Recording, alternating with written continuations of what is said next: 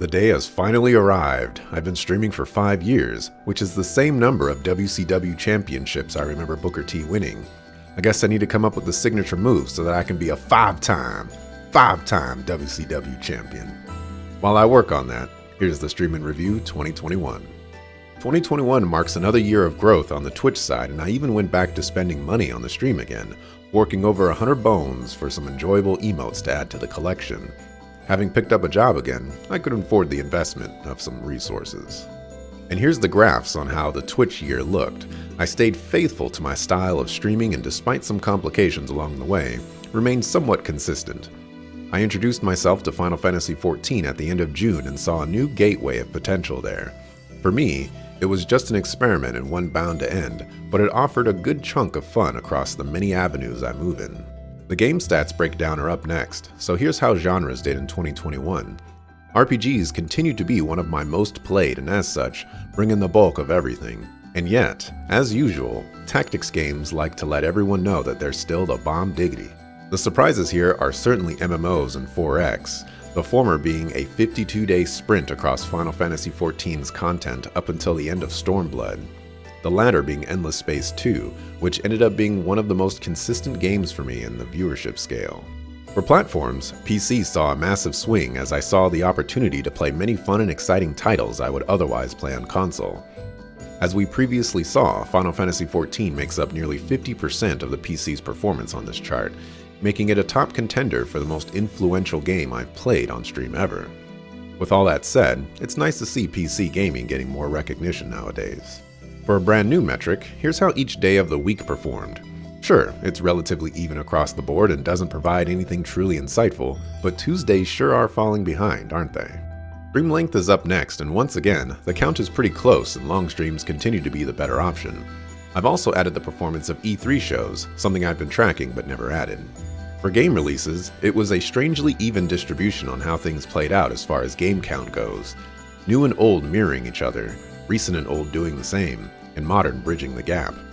Other than that though, there's some pretty clear indicators this year, being that new games couldn't keep up. It makes a certain amount of sense, in that those games were It Takes Two, Tales of Arise, and Kiwi. 2 of those are co-op games that were beaten in 3 days or less, and Tales of Arise was a big title. Without a Trails game to carry the category, it has certainly fallen off, hasn't it? Next we have the per stream stats, which I recommend pausing for. Lots of powerful contenders enter the ring, Final Fantasy XIV being one to enter every category. And lastly, the top games for the year as well as a new stat, estimate percentage, which is based on completing the main story metric, courtesy of howlongtobeat.com. I once again recommend pausing to see everything, like how Tactics Ogre crushed it. And that's Twitch 2021. In total, I acquired 121 followers, 7,774 channel views off of 1,278 hours streamed and 31 games played. My average playtime was 29 hours, 18 minutes, and my average time to complete a game was 8.5 days. And a huge shout out to my subscribers who continue to support me. I made $267.57 from that year of streaming. Thanks a ton for your generosity. So let's move on to YouTube stats. Here's the performance graphs for my main YouTube channel. The Smash Bros. Direct from 2020 still has some residual effect on my view numbers and provided drastically higher viewership for the first half of the year, to where it finally slowed down as I slowed my release schedule from June through September. In 2020, I mentioned that I was considering percentage viewed and view duration metrics and successfully integrated them. Here's the top 5 list for the year, starting with platforms. The PlayStation 4 has a lot of raw power on the list thanks to Trails of Cold Steel 4, but other platforms start performing better based on averages. For run types, a similar situation where blind playthroughs take the top spot in watch time and total views, but come in last when averages are concerned. This is to be expected considering blind playthroughs make up more than 68% of the games played, but it's an interesting parallel regardless. For genres, we still encounter very little surprises here, although Sandbox RPG making the top 5 is curious.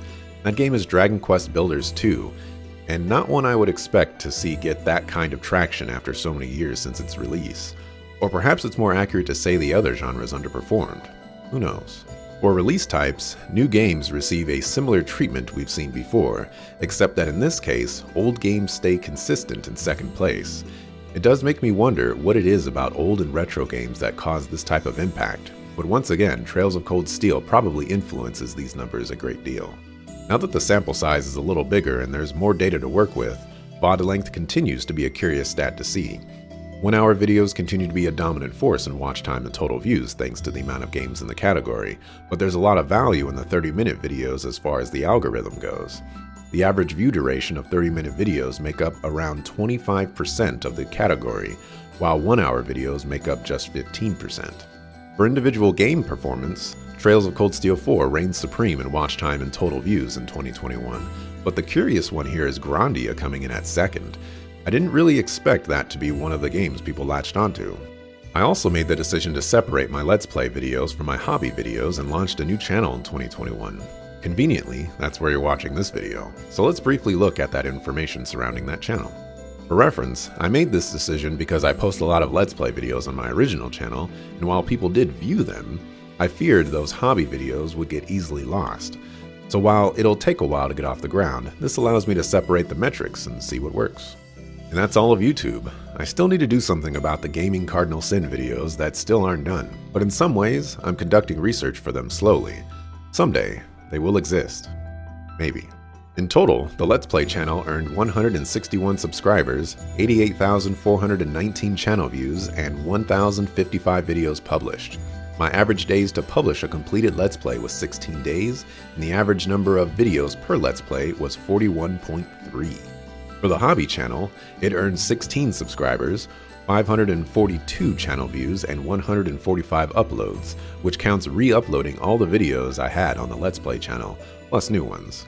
Another huge thanks to everyone who has watched and continues to do so for both channels and beyond. I appreciate it. Now to round it all out, it's time for some lists of all the combined information over the last 5 years. I'll be glossing over most of it, so I definitely recommend you pause if something catches your eye. First up, the top 10s on Twitch. There's quite a bit of diversity on the average viewers list, while quite a few old school playthroughs hold the top spot in view percent. That being said, StarCraft 2 held its viewership very well in addition to Journey, which was only an hour and a half long. For hours streamed and live views, I thought it would be neat to pair these two together to illustrate both spectrums. While it's obvious the longer you stream a game, the more people will check it out, the reverse can also happen. Xenoblade Chronicles 2 comes in at number 44 for live views at 156, and yet it was one of the longer games I played. Hours watched and watch percent shake up the list a little bit. While hours watched closely resembles hours streamed, watch percent mimics average viewers in a very poignant way. Legrand Legacy making an appearance is cool to see, as that comes in at number 29 for hours streamed at 46 hours 35 minutes, and number 11 for average viewers at 4.4. For estimate percentages, these are the top games where I went over the projected estimate and when I went under it, based on how long it takes to complete the main story. Black Sigil's estimate on how long to beat is a lie. Don't let anyone tell you otherwise. 20 hours. Suck. The last of the top 10 lists are the individual streams these last 5 years. I went back and filled in the information for 2017 and 2018, and some of the results may surprise you. While max viewers is more or less a lie, as I get pretty big raids from time to time, Trails of Cold Steel 4 is actually organic. It was the finale for that stream and people showed up to see the great conclusion. Trails of Cold Steel 4 makes sure it's a presence to be known in live views. For view percent, we see that my older days were much easier at retaining viewership. There's considerably less challenge in maintaining 1 or 2 viewers as opposed to 3 or more, so that's the primary explanation there. For the final Twitch top 10, we have stream duration. This one I found very entertaining because I totally forgot I played Xenoblade Chronicles 2 Torn of the Golden Country for 18 hours, and the only reason I stopped was because the game is a suck of food. Divinity Original Sin 2 taking multiple positions didn't surprise me at all, as I remember those days vividly. Persona 5 might be the more surprising one to me, as I have no idea how I could justify sitting down with the game for that long. Next up for the top lists, we check out the Let's Play side of YouTube, and the first up is platforms. PlayStation 4 remains as top dog thanks to some heavy hitters, but we can definitely see that the Switch is a powerhouse of itself, having 12 less games. The smaller games shine in the average categories of percent viewed and view duration, which we will see be relatively consistent.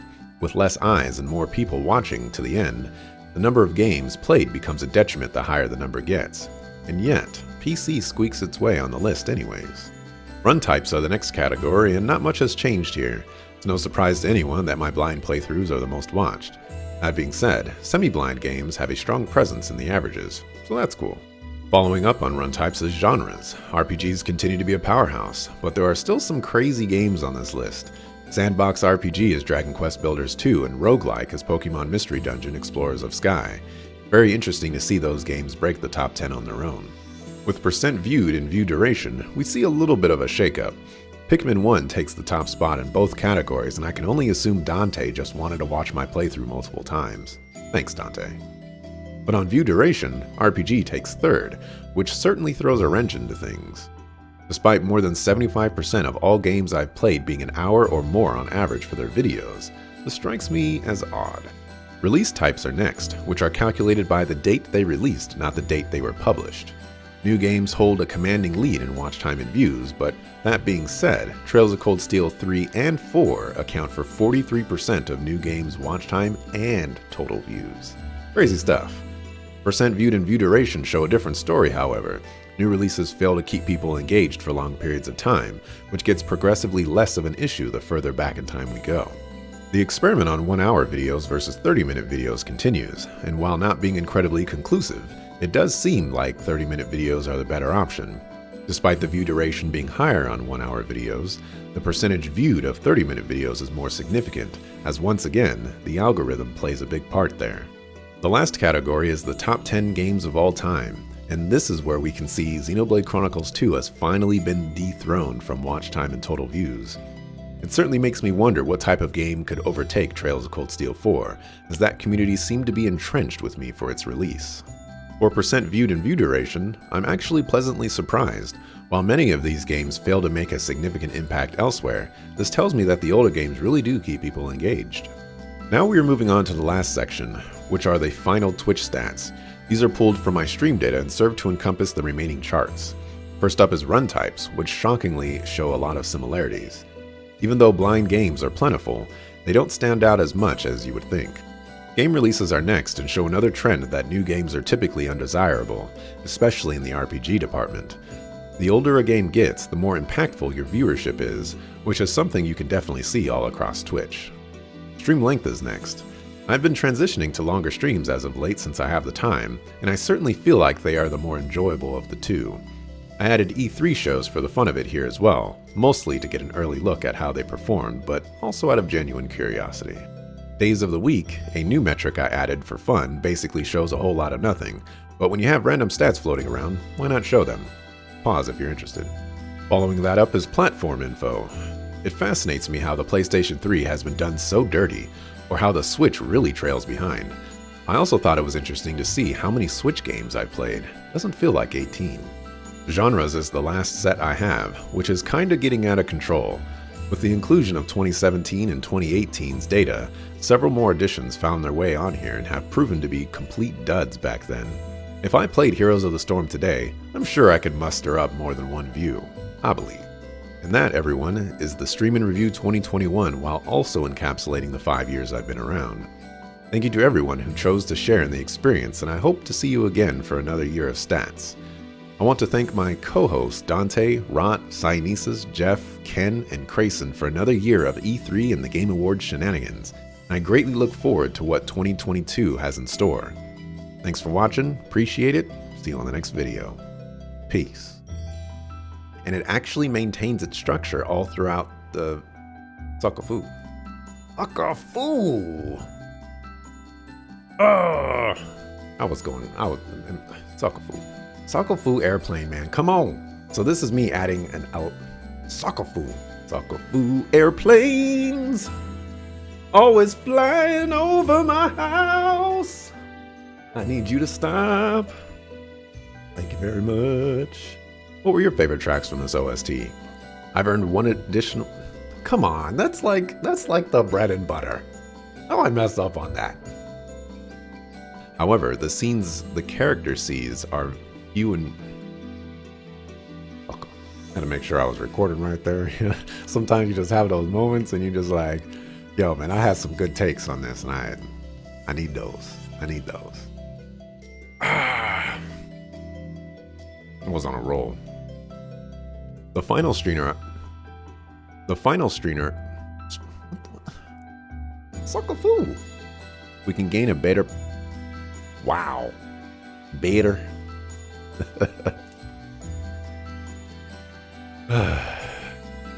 Another surprise was Octopath Traveler.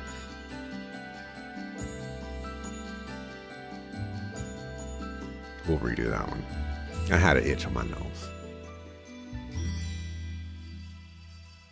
Not that it matters because you're not going to see me on this video, but whatever. In 2018, I was a little too aggressive.